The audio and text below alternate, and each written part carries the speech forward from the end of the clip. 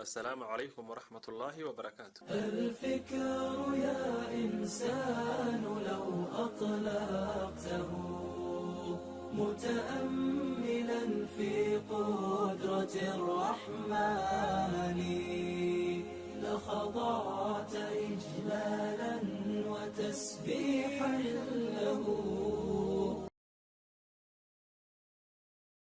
waxaa laga yaabaa arrin aanad wax weyn u arkayni inay tahay arrin caafimaadkaaga wax weyn ka taraysa.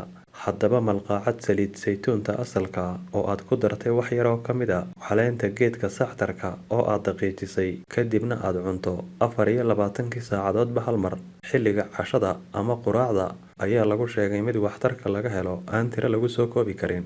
waxaanad cuni kartaa cuntada ka hor ama kadibba. waana malqaacad saliid saytuuna oo aad dusha kaga dartay wax yar oo ka mid a caleenta geedka sactarka oo aad daqiijisay.